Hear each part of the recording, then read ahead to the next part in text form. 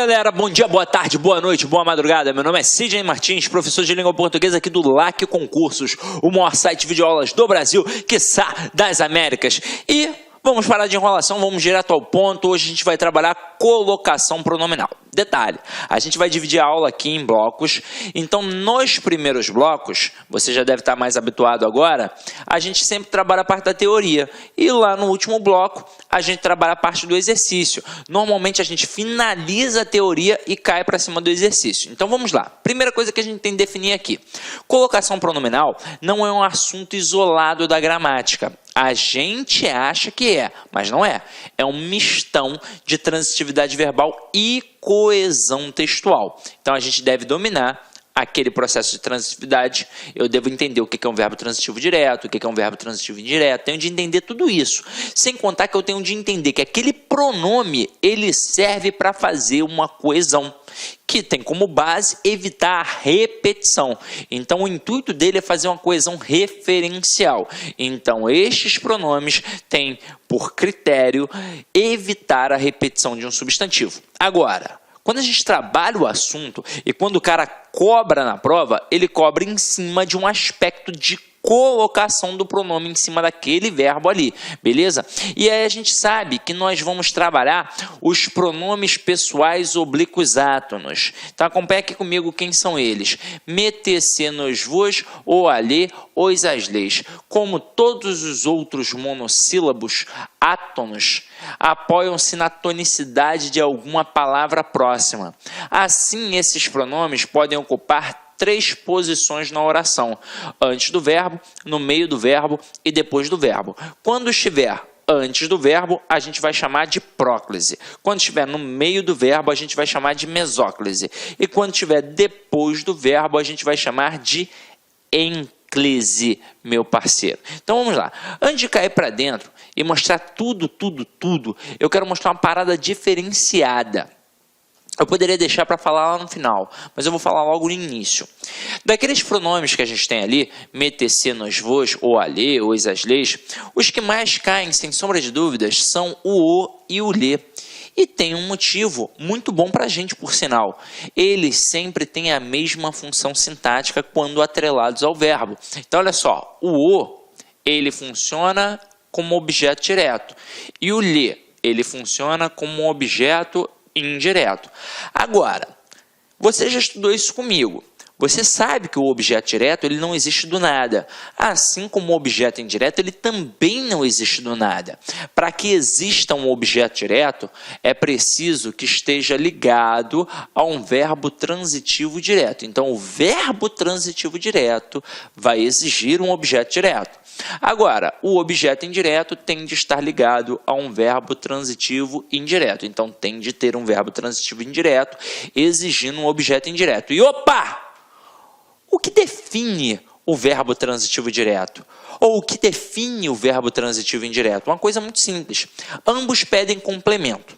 Essa é a verdade. São verbos que possuem sentido incompleto. Portanto, vão exigir um complemento verbal para que possam fazer sentido. O complemento verbal a gente chama de objeto. O objeto é o verdadeiro complemento do verbo.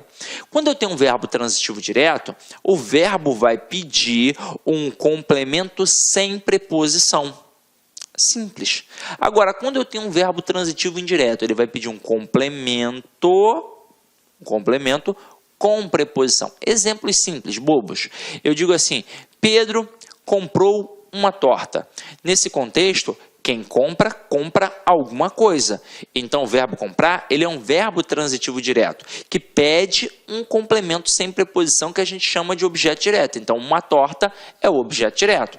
Agora, um verbo transitivo indireto, ele vai pedir o complemento com a preposição. Portanto, Pedro precisa de uma torta. Então, vamos lá. Quem precisa, precisa de alguma coisa. Então, além do complemento, apareceu uma preposição ali no meio. Isso é o que define o verbo transitivo indireto. Então, vamos lá. Aqui, é qualquer verbo transitivo indireto? Não. Aí a gente normalmente aprende que é um verbo transitivo indireto regido pela preposição a.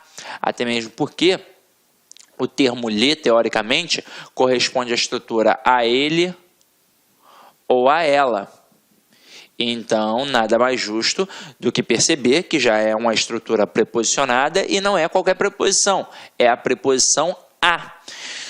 Agora, é claro que se a gente fosse falar a fundo sobre o processo, a gente ia precisar mencionar uns processos linguísticos da teoria latina, eu ia ter que falar de latim para falar de dativo de posse, por aí vai. Então a gente não vai fazer isso, a gente pedagogicamente vai te preparar para acertar 99% das questões, assim como todos os professores de língua portuguesa também o fazem, e todos os manuais de língua portuguesa. Só que hoje eu estou com vontade de fazer você acertar 100% das questões. Então o que você aprendeu?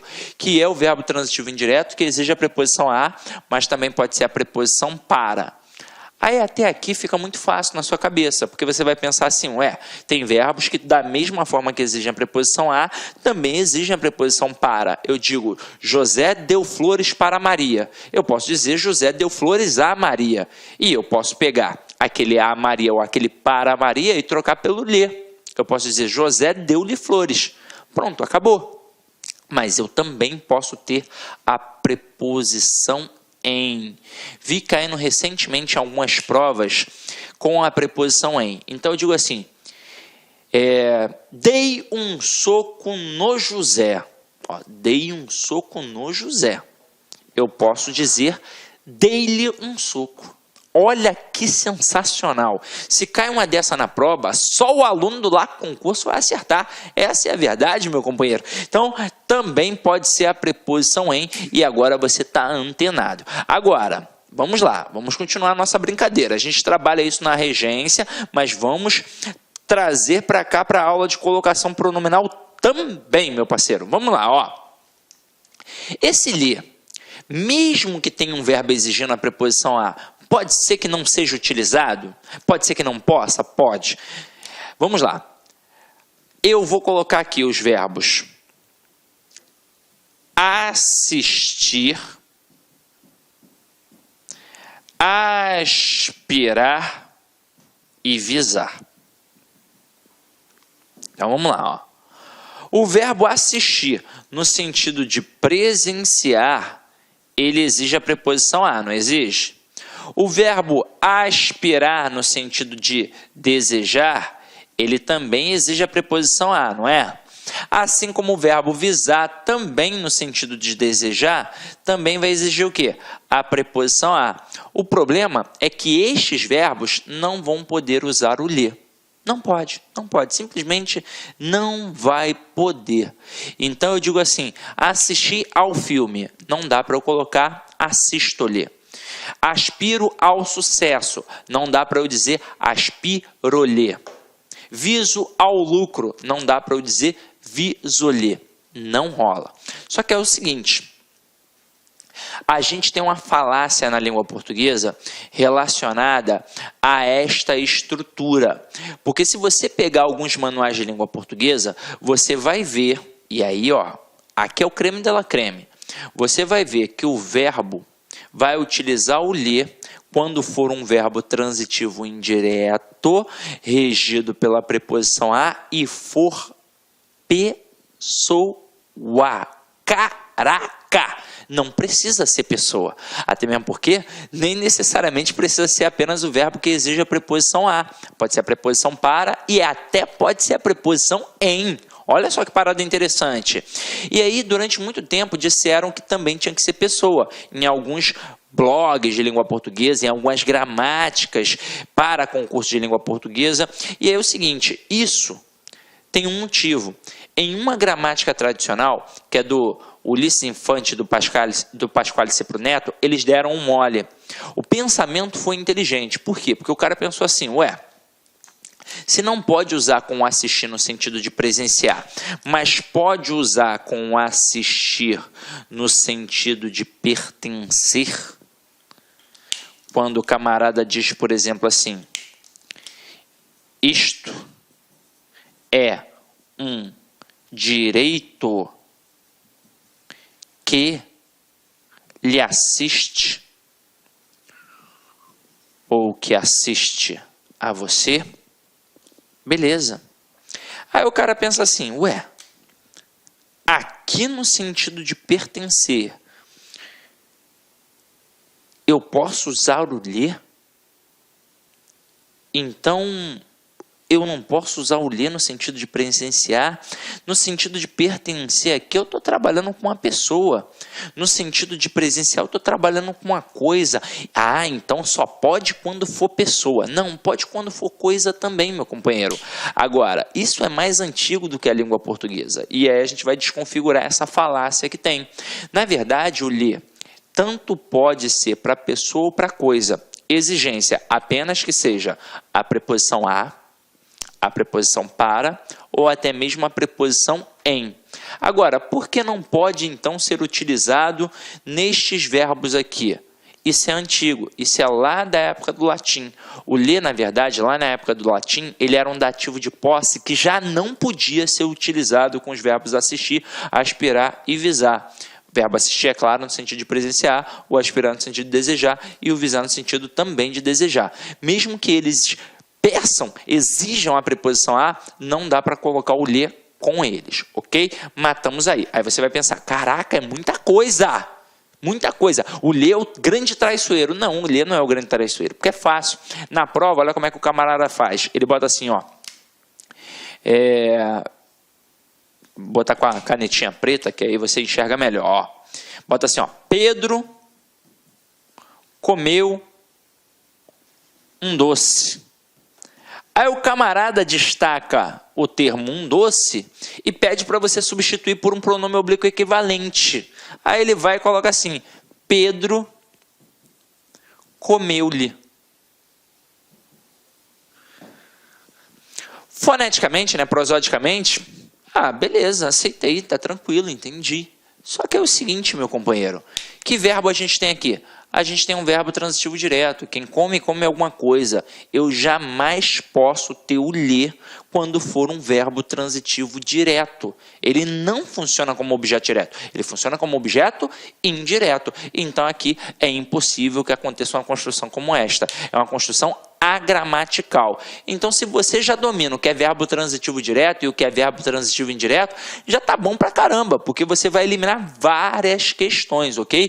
Agora, o grande traiçoeiro aqui na parada é o o, e eu vou mostrar para vocês por quê, ó. Quase que eu engasguei aqui agora, ó. Vamos lá. Tá, acompanha aqui comigo, ó. Para usar bem o o, eu tenho de entender que ele tem derivações. Eu tenho o, no e o lo. Como é que isso vai acontecer? Então, vamos lá, ó. Eu tenho aqui a terminação do verbo, e o pronome que eu vou colocar. Lembrando que eu estou trabalhando aqui o pronome oblíquo o. Então, vamos lá. Nós temos 3 tipos de terminações verbais. O verbo, ele pode terminar através de um som vocálico. E o que é isso? É uma vogal. A, E, I, O, U. E se é uma vogal, ele vai pedir que tipo de pronome? Um pronome vocálico. Então, ele vai pedir o, a, os, as. Agora, e se o verbo terminar através de um som nasal? O que é isso? É M, N ou tio. Aí ele vai pedir um pronome, obviamente, nasal. Ele vai pedir o no, na, nos, nas. E se o verbo terminar através das letras R, S ou Z? O que ele vai fazer? A gente vai ter um trabalhinho a mais. A gente vai cortar a terminação e vai acrescentar um L. E aí vai ficar lo, lá, los, lais. Vamos ver como é que isso funciona na prática. Eu boto assim, ó. João comprou um carro. Aí eu destaco o termo um carro e peço para substituir por um pronome oblíquo equivalente. Primeira coisa que eu devo fazer é olhar para o verbo. Que verbo a gente tem aqui? O verbo comprar. Quem compra, compra alguma coisa. Então, eu tenho um verbo transitivo direto. O verbo transitivo direto, ele pede um objeto direto. Então, aqui, ó, um carro é um objeto direto. Agora, eu vou substituir por um pronome oblíquo equivalente. Só pode ser, então, o. que funciona como objeto direto. E um carro é masculino singular. Olá, meus amigos, minhas amigas, eu sou o professor Lac. Inicialmente peço desculpas a você porque nós interrompemos o seu estudo. Mas essa aula é uma aula demonstrativa, ela significa apenas aí 30%, 40% da aula normal. É simplesmente uma degustação do que você agora espera você aqui no nosso curso da Lac Concurso. Nós aqui da Lac Concurso, nós fizemos uma super preparação pedagógica para atender, para arrebentar,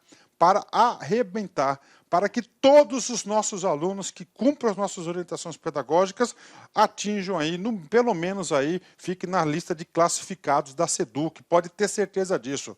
Em 2017, 2018, nós tivemos o concurso da SEDUC e só do online nós tivemos mais de 1.000 alunos aprovados dentro do número de vagas. Então isso nos habilita a oferecer aí a melhor preparação para a SEDUC Processo Seletivo 2021, que vai orientar todas as contratações temporárias da SEDUC para o exercício de 2022, né? E lá nós temos o curso, atenção, técnico administrativo 10 de 20, temos o curso de professor, exceto as disciplinas específicas de acordo com o cargo, 10 de 20, e nós temos também para o apoio administrativo 10 de 12. Bacana? Gostou? Clique aqui embaixo e faça a sua matrícula. Um forte abraço, fique com Deus. Tchau, tchau. Clique Lac.